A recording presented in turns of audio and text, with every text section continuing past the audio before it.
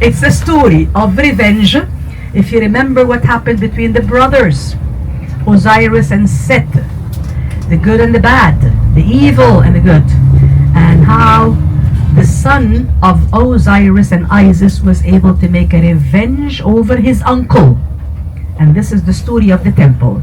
We have carvings on the walls that tells us the story of revenge, where they represented the evil god in the shape of a hippo. So we're going to see hippos on the wall.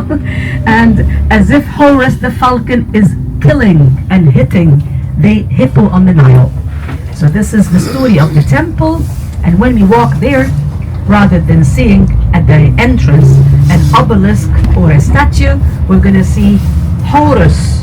The statue of Horus the falcon will be at the entrance by the pylon. Nice statues made of black granite. And this is where I would say some of you will run towards taking pictures with a Horus. Protection, power. This is how Edfu, it's the main street as we're going now by the town of Edfu. It's only a very short trip to the temple.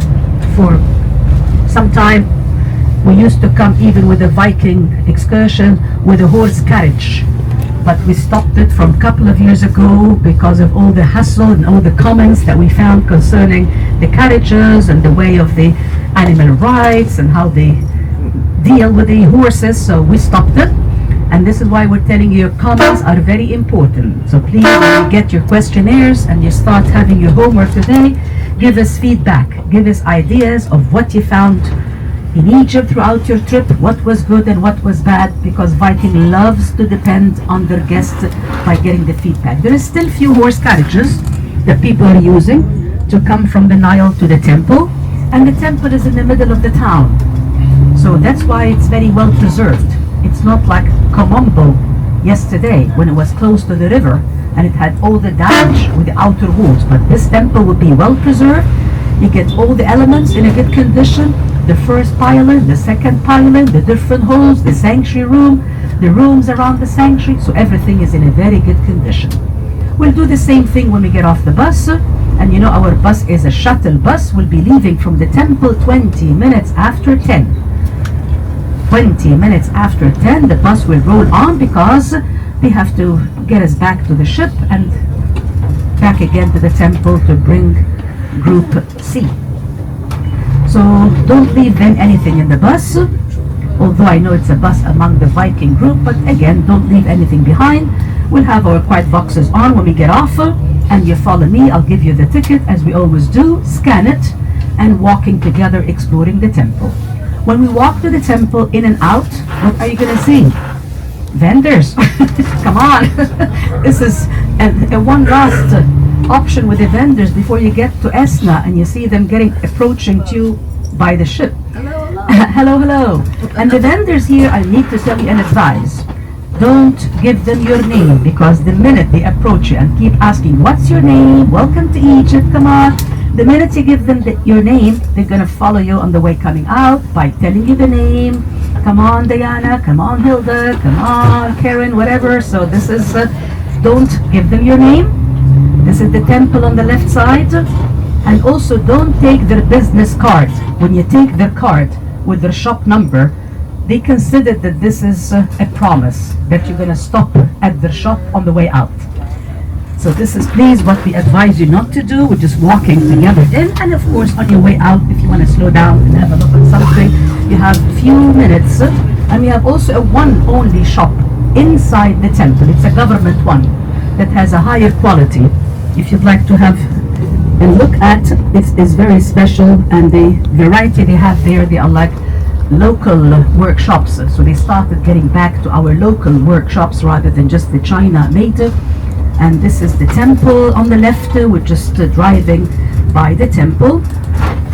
It has even the mud brick walls on the outside. They are well preserved. And the temple, I love it because when it's quiet, it's very different. And when it's busy, you just hardly find your way to get in. It's a temple that doesn't really have colors, well preserved as other temples that we visited.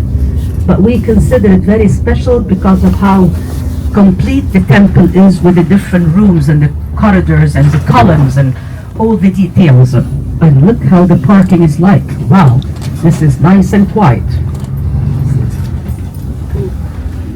Do they still have hippos in the Nile? Well, the question, do they still have hippos on the Nile? No, not anymore. No crocodiles and no hippos. The hippos have been moved up all further towards south, and the crocodiles are a bit in Lake Nasser. You know, by the 1950s and 60s, before even the dam was built, it was a fashion for the women to wear all the leather bags and shoes and jackets and so with a crocodile, but now I don't think it's anymore. For the younger generation, they're very much against all these items. Oh, here we are, and this is where the bus will be ready to pick us again at the end of the tour. And we're on channel 7, and the bus will be here leaving 20 minutes after 10. When we get off, I'm going to give you the ticket. Here they come, here they come. How are you? Lovely morning.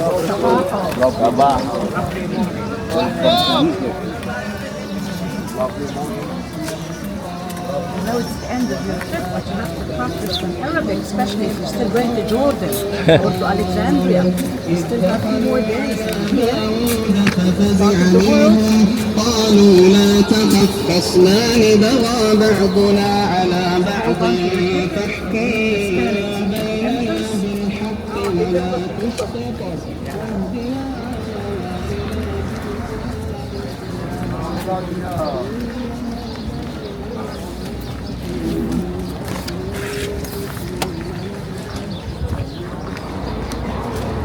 On the right, in case anybody feels right, and this is next to the cafeteria. We have a washroom, toilets next to the cafeteria, and let's walk together, explore the temple. I saw they had a small little chapel.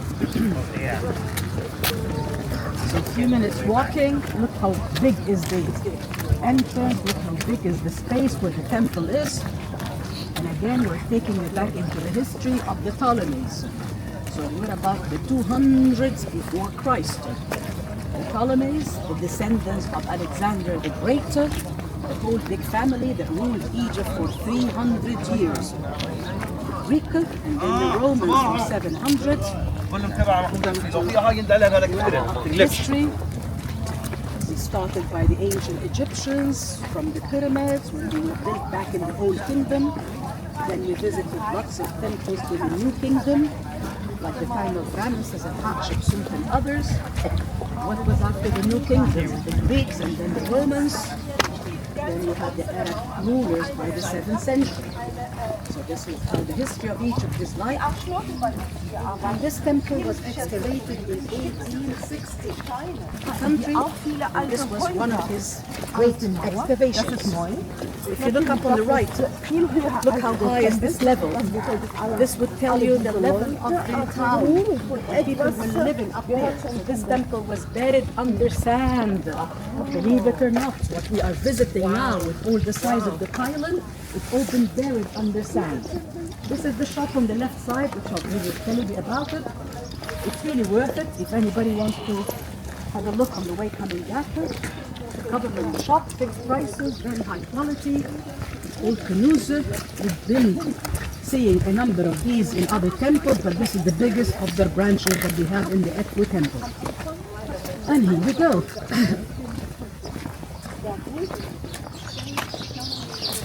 Watch your steps when you're walking. Your steps a little bit in the front. Don't take any pictures when you're walking. Keep looking at what we have. Starting with not just the entire structure of the temple, but we have side chapels, and this is called like a birth house. We call it the Mamizi. It's a birth house that is decorated with some colors. When you look at the back, can you see this? Can you see what I'm pointing at with the laser? Yeah. You can see colors. There's nice blue, red, and this is the goddess, Hathor, a number of others. Why Hathor is here in this temple? Because she was the wife of the god Horus. So they have couples and they have love stories and they have marriages between the different gods and goddesses in ancient time. This part of the temple has the flower capital, and then look what's up on the top. Can you figure out who is there? The happy guy. It's okay, Bess, the Party. happy guy. That's right. Thank you for that. So Bess, the god of wine, the god of fun, the god of joy, and he's always the one that helps women having their babies. So he's represented here by the birth house. So he's here on the four sides of the column, on top of where the flowers are. You can see Bess with his belly. So he's represented like a joker, like a fun. So he's up there. And this color that I've pointed out, it tells you how this has been all painted one day. So when you see some colors up on this register, this is an indication with all the colors that have been decorating the temple. Let's go together.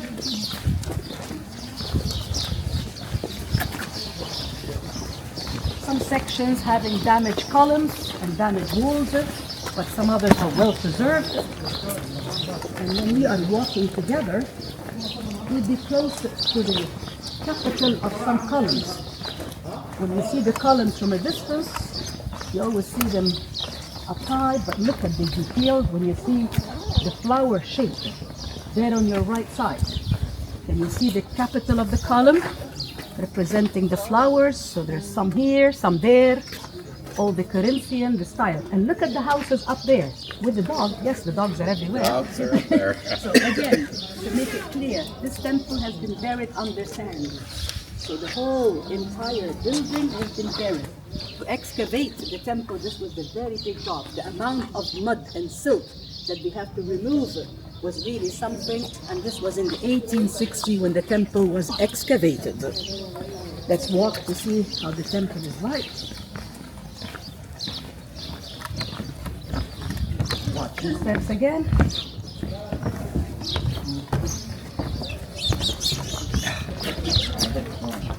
This is lovely, looks like it's a private tour of the temple. Lucky we.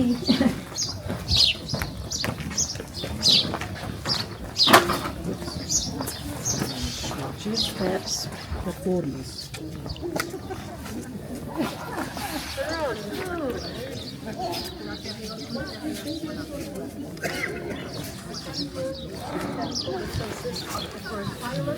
The second pylon, third open court. So we are standing in the first open court, because if you look behind you, this is the very small section that remains from the first pylon. There's a lot of damage that happened in here, and you have the gate, the first pylon, and then looking in front of you, you can see the second one, where we are welcomed by statues representing Horus, Falcon, right and left side.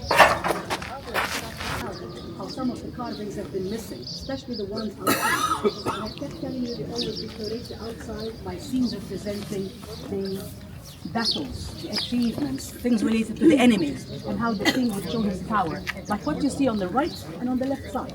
The king is here and there, the colony, and he's holding a bunch of enemies, and he's about to hit them, and he's performing this in front of the god.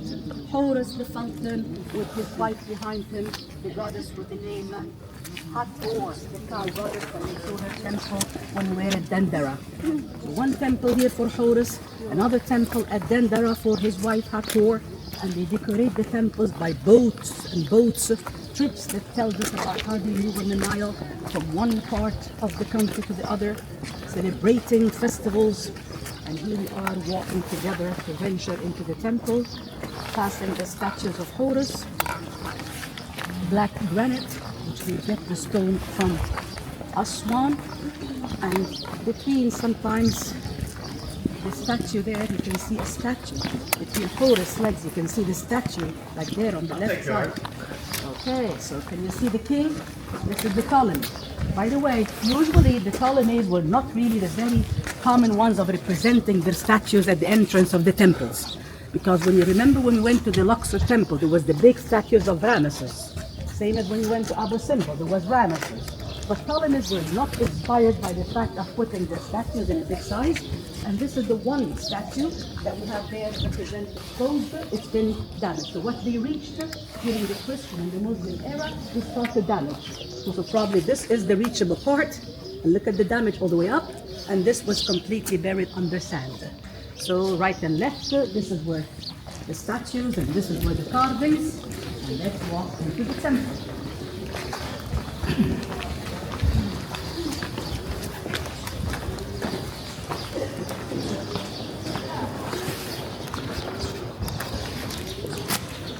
Wow. We come to a big court, but I'll take you a little bit to the left.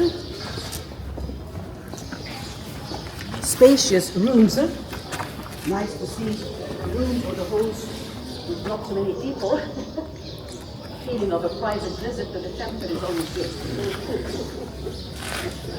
This is so close, if you don't mind. At this side, I want to point out to you the open court is like another section of the temple, and they're decorating everything, whether the columns or the walls.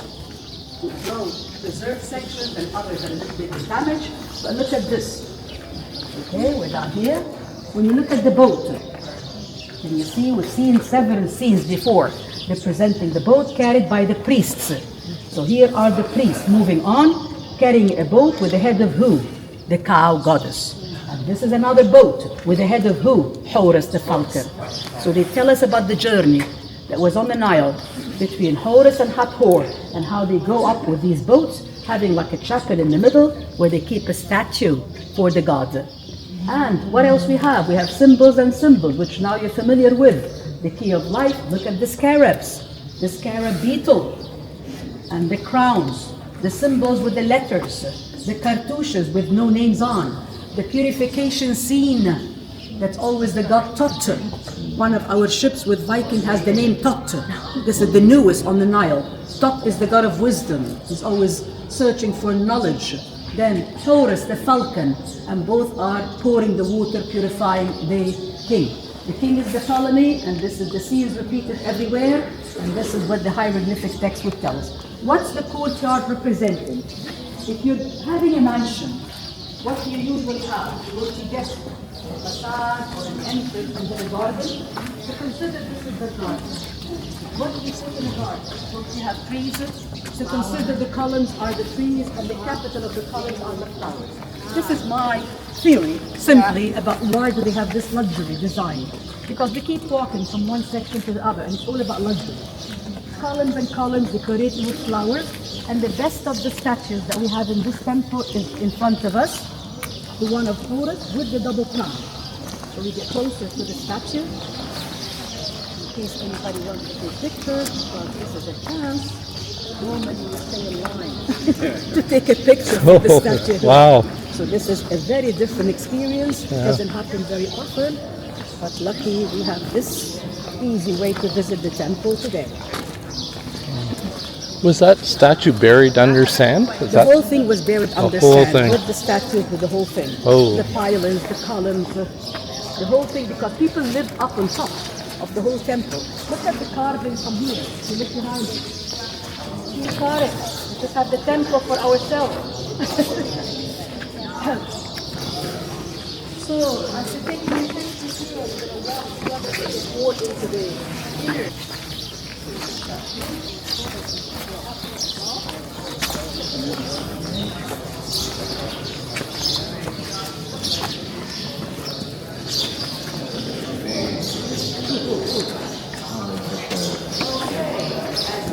inside here, we get to the other sections, the halls of columns, not as big as the height of side hall that we visited when we were in Karma. Remember the one that has the 134 columns? These are smaller, but they're so rich with the decoration. Looking on some of the flower capitals and looking up on the pylon. You see what I'm pointing at here? Okay, look at the colors. Wow, I love this. When you look at the ceiling and you get the clear red color with a little bit of the blue, this would give you an indication of what kind of colors they had in this temple. The colors in ancient time, whether in a tomb or in a temple, it's been made up from natural sources, plants or stones. They use the oak for the red, the green from the malachite, the yellow and the white from the limestone, and they mix the colors and they add an adhesive gum or a solution that make it stuck and vivid as you see it up there. Then you look at the ceiling and you can see a lot of damage. And more damage when you go into the inner rooms. Because as I just mentioned, people lived in these temples later on when they were in Mecca, where nobody believed anymore in the gods, so people lived in here, and then they were up on the top, they were inside the temple first, they were having all the cooking. So this is how it ended up with a black ceiling, which is so difficult to get cleaning up. They did in some temples, so eventually they will make it on here. Well, look at the far end of where I'm pointing with my laser pointer. This is where I'm pointing towards the sanctuary, where a group is there, and we'll be heading there actually. But where I'm pointing looks like it's a niche or a little shrine. From here, it gives you the feeling that it's a metal thing, although this is just polished granite. Very high quality of polished granite. That it had one day the statue of the god, similar to the statue that we have outside. And what the French Mariette kept there by the shrine is a boat, a wooden boat. So when you go closer, what you're going to see, it's an empty shrine because the statue has been damaged, lost, or whatever, but it has a wooden boat. A lot of color right there. The ceiling and the pillar. Oh yeah, all right. It's very pretty. Sure is.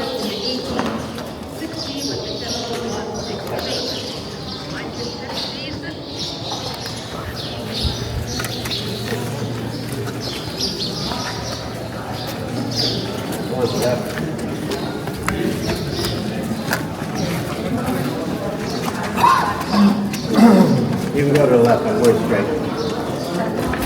Watch your step, honey. Big hole there.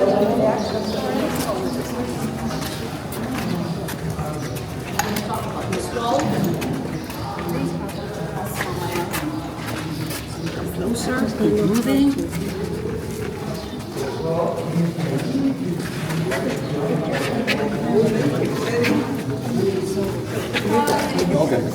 Between what we have on the wall and what columns, it's either the sun relief or the high relief by details. And what can you see is always the figure representing the god Horus, could be his wife as well, and then the king. What do you do nowadays if you're planning to build a house, a mansion, a lovely palace, whatever? Don't you go to a contractor company? And you just ask for a design and then you get an approval and then they start the launch to the building. So this is exactly the scenario that we had in ancient time when the king rules the country and he starts getting into the place where the temple of the god is, and he will say that I want to do something, I want to build a temple or even add a section in the temple. So because this temple is very well preserved and we have all the stories in a good condition, we found out that they show us the king is here. And he's standing on front of a figure. First time to see this figure. Look at this top of her. They got like a star. This is the goddess in ancient mythology known as the goddess of architect. Say Shat. Her name was it, and this is where the approval that they would go and take from her. Well, the king will tell her, I'm planning to build a temple, and I'm representing something as a plan, and the goddess will take an approval, and this will be the way how she's represented with her symbol up on the top, and who is behind her, of course, will be the god Horus. Then what's the next step? The king will be standing here, like they launch, like pouring, like natural salt pouring. They launch in the first step to build the temple in front of Horus, and then what's else? The king is there, holding the bricks. So step by step, they're telling us how they were planning to build the temple and how they go on procedures on one step after the other, dedicated to the god Horus the falcon. So this is the very interesting thing, as I showed you yesterday in the temple of Kamambu, the surgical tools, and we said this was the only temple that had it, same as the calendar of the festivals. In this temple, this is the well-preserved scenery that tells us about the story of how they built the temple. Beside that, you look on the bottom, you can see the flowers decorating the whole thing, and the line of hieroglyphic. The line of the hieroglyphic, which you're familiar now with the letters somehow, some of you got your names written, some others are well known up with the letters. This is the text between here and what's there that talks about the steps of building the temple with the goddess. And look at the carvings up on the top, chiseled again because the lower registers were buried under the ground, well preserved, and then the upper ones are in a bad condition. Let me take you for another story. What else they wanted to tell us? Can you see the boat? This is a big size of a boat. And this is an oar. These are the figures, not in a good condition, but representing the priests. Who would live in the temple? The priests are the ones who would live in the temple.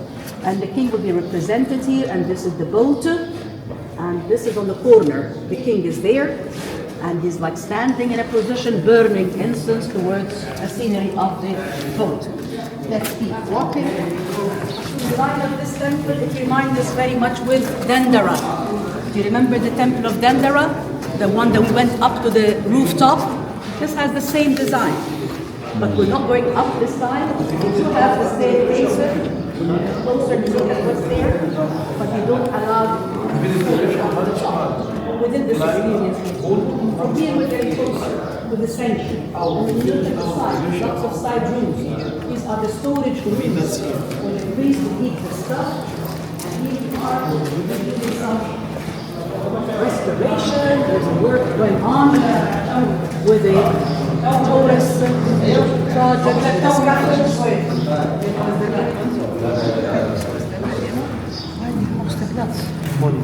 Aynen mesela ben money. Which is always the most important the sanctuary, the holies. This is the one that we saw from the distance, the shrine, or this lovely place where they keep the statue of the god.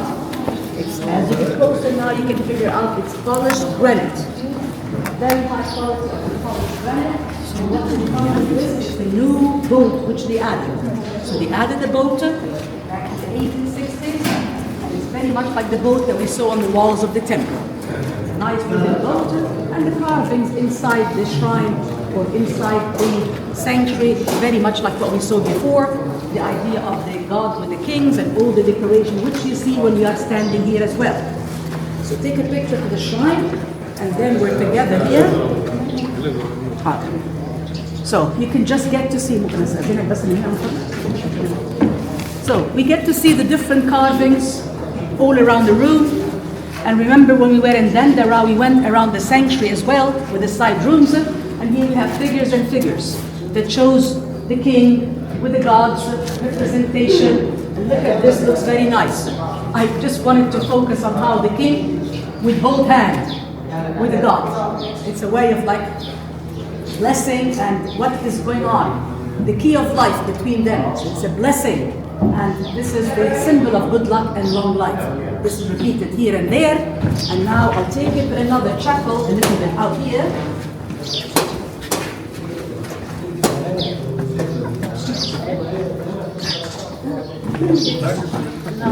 Yes. Here, where the window was talking to the architect and building everything. The last picture on the right showed Horus and the king together, and Horus looked to be reaching in either to hug or to... Well, yes, it's like an approval. I'm happy with what you're building for me in the temple. This is same as when you see them here holding hands, and this is very much repeated in this temple. Okay, let's go up here for a minute. It's a side chapel within the temple.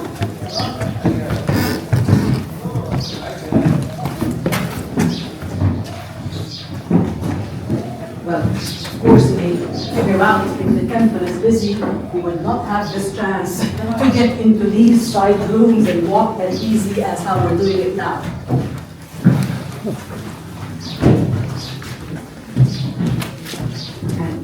And what I want you to see here is the ceiling. Okay, one more time, talking about the ceiling. And I remind you what we saw when we were at the tombs in Luxor, or when we went to the temple of Dendera. You remember the story of the sky goddess? The goddess with the name Nut. the one that is always protecting the sky, and in the tombs they show us that she would swallow the sun, and the sun goes through her body as the beginning of another day, and she's in charge of 12 hours and 12 hours. So this is what you see up on the ceiling. Okay, let me start by here. So what I'm pointing is the feet with the legs. When you look at the body, look how they are decorating her body with the stars. And then keep moving on, you can see her face, her arm, and the hand. So the hand is on the left side corner, the feet are in here. This is how she's posing in a way, keeping everything under control. She's protecting the universe, and they tell us that with her posing like this, she conceived that she had the different children: Osiris, Isis, Nephthys, and Set, the evil.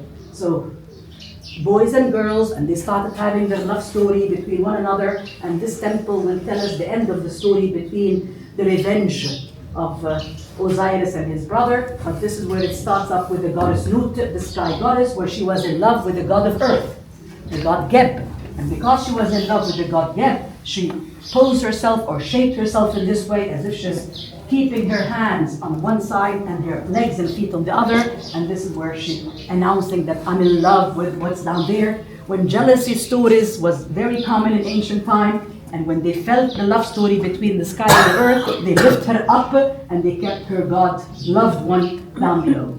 So this is also what you can see. If you don't mind, you can see the story of how they would pour the water. Look at the king down here with his cartouches. The cartouche always end up with a shape look like a rope, as if north and south tied up with the name of a one king, and he's like pouring the water towards the god, and the water comes up with the shape of the letter N, symbolizing life, symbolizing the running water of the river Nile.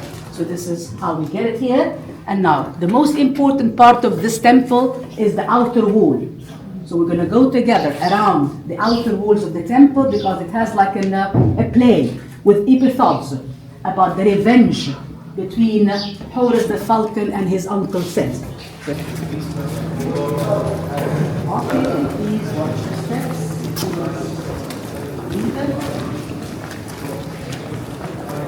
Follow one another. I'll take you towards a little exit towards the outer wall of the temple.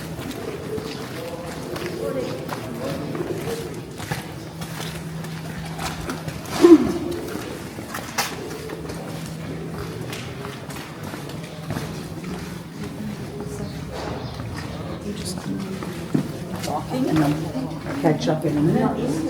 When we walk out, we are on the right side.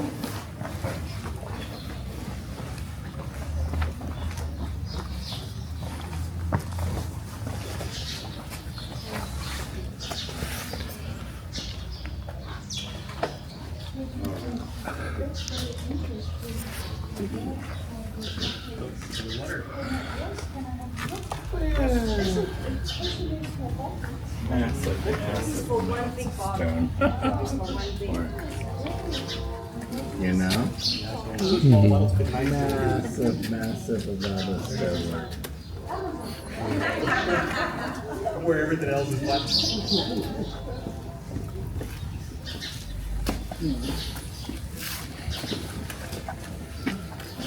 So get some fresh air. So remember yesterday we walked around the outer wall of the Komombo temple, but it was not as well preserved as this. Had lots of damage. Here you see the whole wall is in a good condition, and it tells us the story of revenge. What am I going to start with? It's this one here. You see what I'm pointing at? Look at the hippo. Okay. And who is standing at the back of the hippo? Horus. Horus with his mother behind him, Isis. She's announcing, or they are announcing, the revenge that it's done. It's like a celebration when they're doing here, and this is where the story ends. But if you keep walking onto this side, here they are celebrating, they're having some musical things. And then this is the boat, lots of boats, and it shows you on the boat the god Horus. And here is one more time the hippo. So the hippo gets to be in a very small size.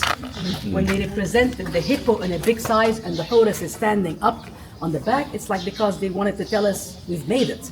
He just made the revenge. So this is the hippo one more time, and let's keep walking together, part of the story, where we have like a sailboat. Remember the ones that we see them on the Nile? The sailboats, the feluccas, and one more time, who's he? The hippo representing the god Set. And Horus is there, his mother with a little chair or the little throne up on her head. This is Isis. Isis is in a kneeling position and she's there. And the story again to remind you, Set, the evil god, was represented always as the brother of Osiris, always jealous from Osiris, Osiris being the very good one that everybody liked him. And he decided one day to get rid of his brother by preparing to have his thing before a golden coffin. He invited everybody to get into the coffin after the dinner banquet that they had. Once Osiris was there in the coffin, they locked it and they threw it up in the Nile. So this is what he considered that he got rid of his brother. But with the magic of the wife, the goddess Isis, she kept looking and looking for her husband, asking everybody about if they've seen this lovely coffin, because people told her about the coffin, and she was able to find it up in the marshes of the Delta towards the north part of Egypt. One more time, she saved her husband, but what happened is the brother knew, and this time he was able to cut the body of Osiris into pieces, throwing the body pieces on different parts of the Nile. When Isis rescued her husband, one more time, and he said, I'll be the god of the afterlife. He was then the god of the necropolis, the god for mummies, for mummification, judging people in their afterlife, and between them they had the god with the name Horus. When Horus started to be in a good shape and strong enough, he's been always learning from his mother what happened to the father, and one day he was able to make revenge. So this temple tells us the revenge story and how the Set in the shape of the hippo was struggling, was trying to survive. Sometimes you're going to see him upside down. So let's walk together and we'll see how the hippo, like here upside down, well, I will survive. So you see the hippo, where it's hit by the Horus, and this is where we get the shape of the hippo, and it keeps telling us the story with different shapes of boats, but the one boat which is very special is the sailboat, because this tells you that it existed in Egypt from ancient times. So the sailboat depends on the current of the Nile, and then you keep walking to figure out the size of the temple. So when you walk from the front to the back, keep looking at the story of the hippo and how he's sometimes this way and sometimes upside down, and always with the chiseling carvings, because the carvings are not perfectly preserved, but it still tells us the story. We know that the Greeks were the first then in a temple like this to start up the plays and kind of things like that. In Egypt, they decorated the temple with this, and this temple is considered like an open book. Look at the front wall. Can you see the chapters and the chapters with the hieroglyphics?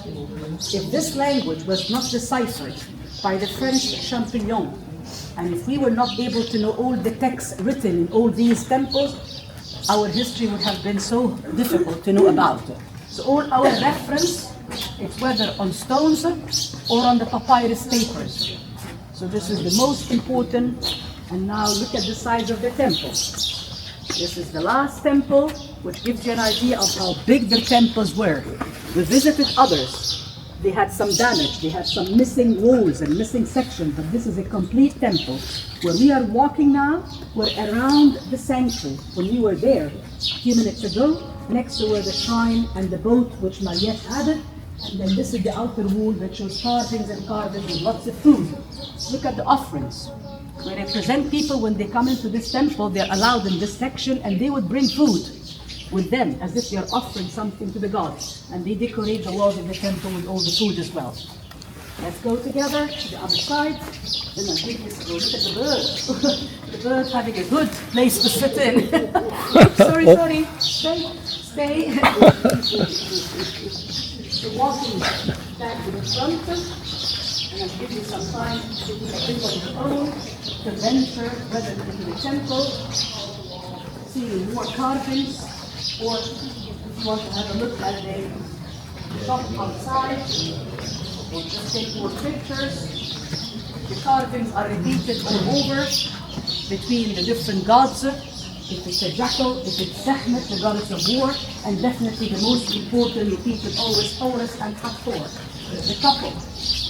Horus the falcon and Hathor, the goddess of maternity. We represent the Horus as a woman with the horns and the sun disk. Some of the carvings in this temple are amazing. When you look at the details on the sandstone and how deep they go with the carvings. Look at how nice and clear the letters are, the shape of the crowns, and all the symbols. And this is really something. And this symbol, which is repeated, and some of you were asking before about it, looks like a column. Can you see this one? Looks like a vertebral column. This is the symbol of the god Osiris. When the wife was able to rescue and get the body parts back, he was kept up like on a shape of a column. So this is always representing the god Osiris. This temple is among the temples of the Greek period when they started making the Nilometer. Remember yesterday? We were at Colombo. I mentioned the average within the meter or the Nilometer to measure the level of the Nile. To tax people and to figure out how good season they had or bad, what kind of money they earned, what kind of crops they grew. So this is, they don't allow us down there, but this is where they had in the temple. It's not typical in our ancient temples, but they had it in a Greco-Roman temple. The rest of the story completes up and decorating what's in the wall, representing the Hippo and representing the revenge. Up to today, in some villages in the south of Egypt, they're still so picky with ideas of revenge. In the south, they're very conservative with their traditions, with their cultures. And sometimes the police cannot stop people if they really get serious with an idea of revenge. So this is a temple that tells us the story of that. And now you get some free time if you want to leave on your own. You may go either this side back towards the temple, or if you want to go through the very narrow place right here that takes you to the front, and we're going to meet in the bus by 20 minutes after 10. This is where the bus rolls on. So you have to be 2 minutes before, so you can leave on time. And if you have any question, you're going to find me around. You're going to go back to the temple. There's lots of side rooms. If you want to go and have a look at the shop, it's a nice shop. If you still want to get something from Egypt, those have been asking about special scarves, special woodwork with mother of pearl. Well, a collection. And they have, by the way, accessories and jewelry, but they're not gold or silver. It's like a faux bijou, like accessories, but they make copies of museum pieces. So what you've seen at the museum, they make copies of it, and this is locally made. It's not a China one. So have a look, and I'll see you outside, and I'll see you in the bus, whether you go from here or there.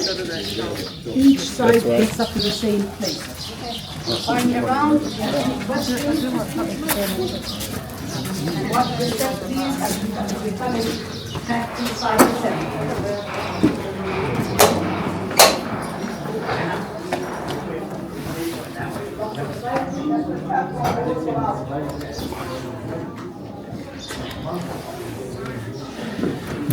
Whoops.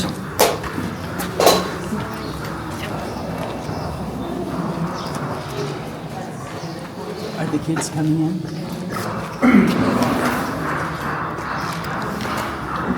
Back inside the temple, this will be the way to get out, walking.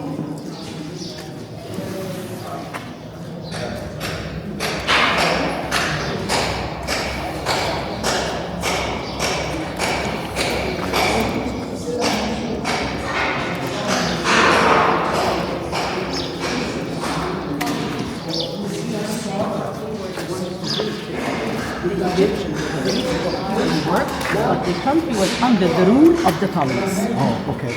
So were they Greek or? Greek. Greece. Yeah, they're all descendants from Alexander the Great, so they are from Greece. Oh, I see. Yes. And then who would come in afterward? Romans. The Romans were after the Greeks. Okay. So first we had the pharaohs, the ancient Egyptians, then the Greeks, Right. then the Romans, then the Arabs. Oh, I see. Yes. So who do you suspect started defacing? Defacing, I would say simply, it's recorded in the history the Christians first and then the Muslims. Oh, I Because see. in the first century, by the time of the Roman period, Christianity was introduced, so they started to convert and to be into a new religion, so they started defacing all the figures representing God. I see. And they kept adding crosses. Remember the temple of in Aswan, the one Yes. that had the crosses? This was also what the Christians started. And later on, the Muslims as well added writings from the Holy Book, the Oh, I Quran, see. just to say that it's a new religion Yeah. and we're against the multiple gods. Right, right. Were the Ptolemies direct descendants of Alexander? Yes, direct descendants of Alexander. Alexander did not stay long in Egypt. He started as an invader and he settled up in Alexandria. But then he left the country because his mission was way bigger than just the one country. Sure, so he put his kids in charge? Yes. His descendants? Yes, Okay, yes. I see. And then And there were 13 of the Ptolemies, oh yeah. including the Cleopatras, of course. So Cleopatras Yes. with the Ptolemies, they were just with their marriages. And the most famous of the Cleopatra was Cleopatra the Seventh. But we have previous 6 other Cleopatras. Yeah. Antony and Caesar, which is the end of the story when it gets up to Cleopatra, and then Caesarion, her son.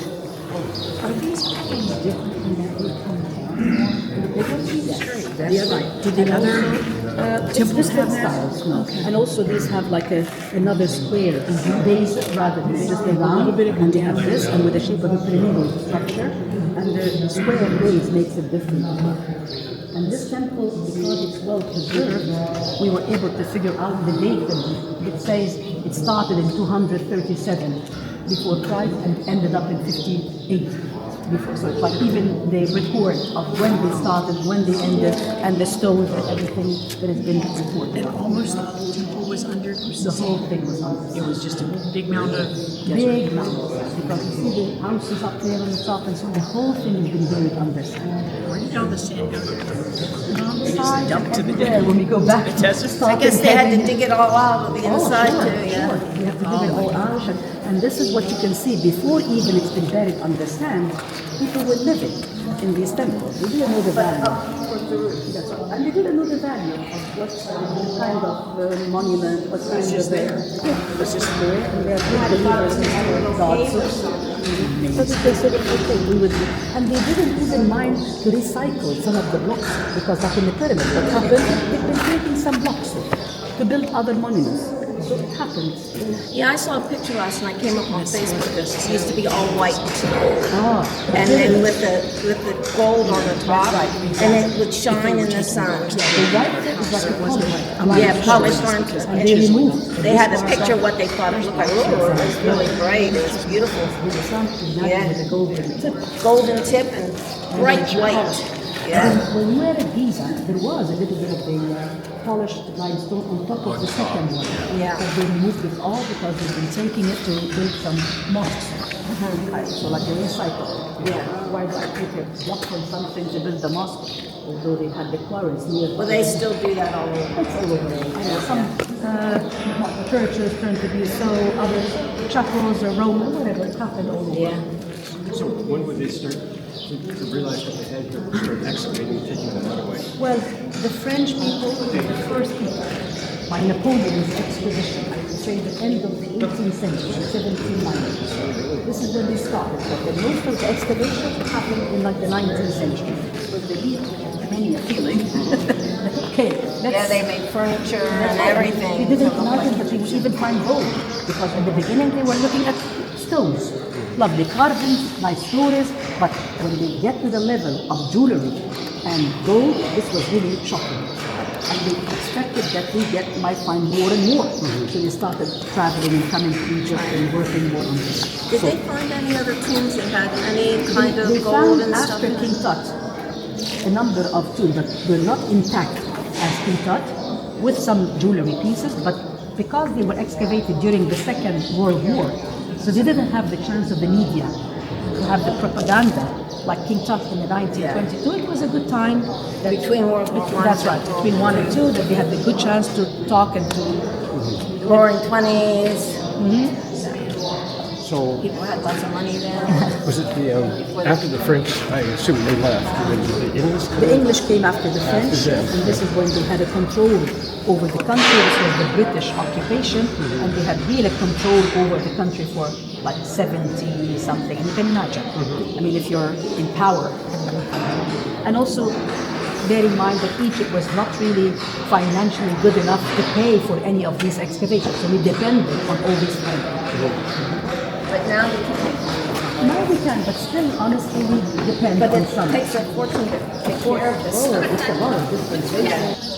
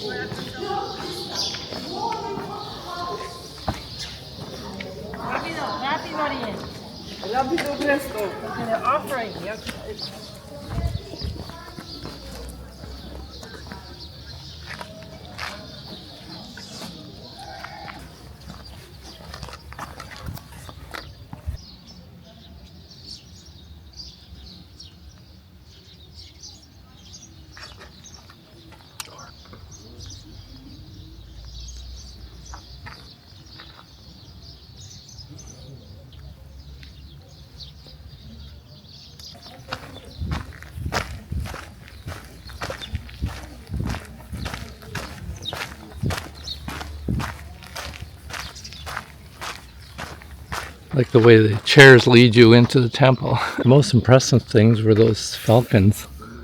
Unbelievable.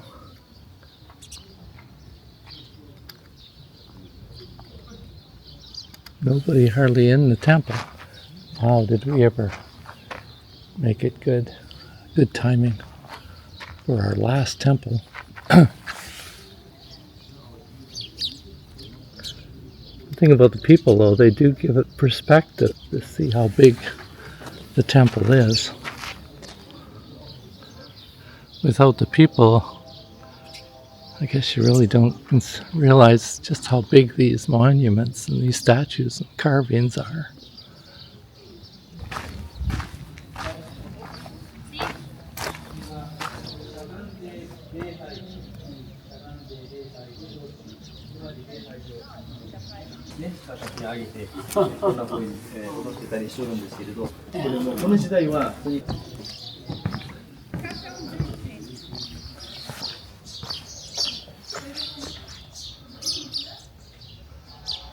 It's amazing how much mud the houses were right up the top there. The sand was excavated out of here.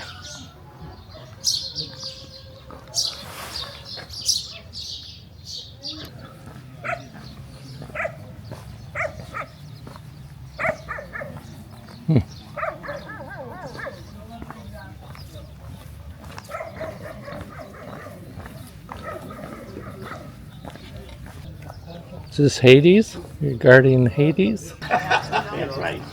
Aren't you ready? We're going to Finland at the end of March.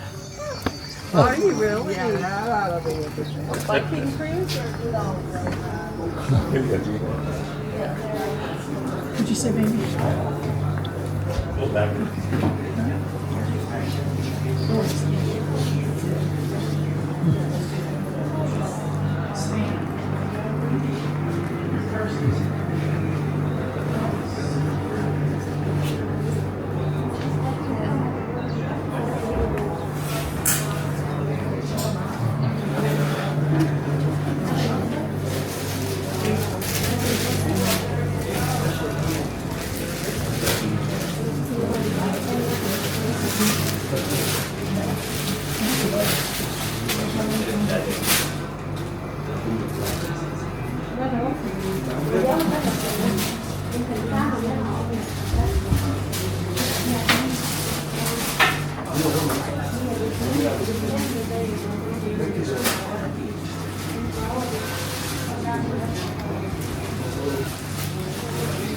Not through airport security. There's the dagger, yeah. Yeah. Wow. Yeah.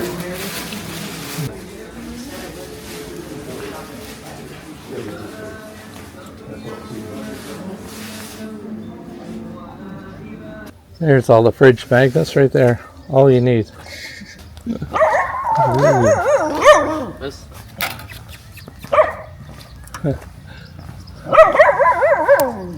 Guard dogs have chair on there.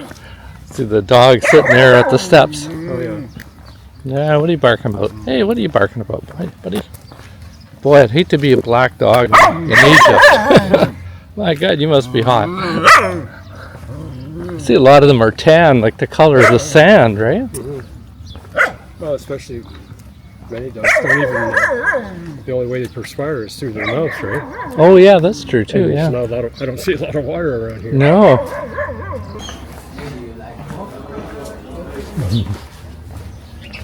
Well, thanks. All the stories The that two. $1. What? $1. This way, Viking in. This way. Viking? Left? Yep. It was a book. No thanks. $1. $1. EdfuTemple, the postcards and map. $1.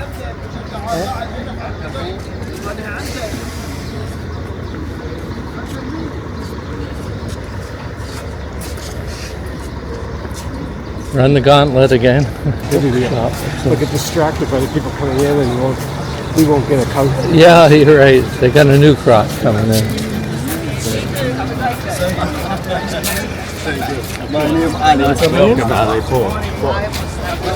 Remember what you told us about not telling them our name? That guy asked. Paul. He found out his name was Paul, and now he'll find out again when he comes back.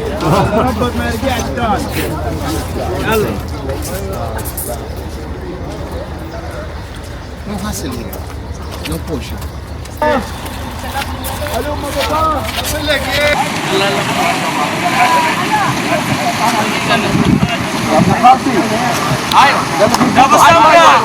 ابو صفرة اقول لك في 3 مفارش عندك يا عم استنى ايوه المفارش اللي عندك اليوم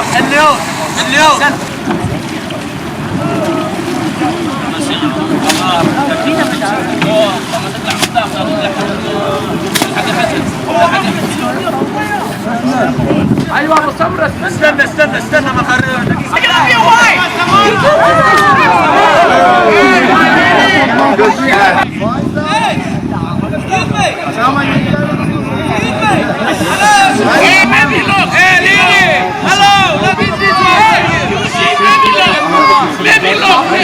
It came up here and got thrown right there, so I can put no plastic bag. So I can. So it's not yours? No. Okay. I'm putting the money in there. I bought one like that already. But then I used something else. Are you sure? This is someone's scarf. This one. This is no one's, right? No. I threw back someone's scarf. Okay. Right here? Molly. This is coming from the same guy. You're going to feed her. He doesn't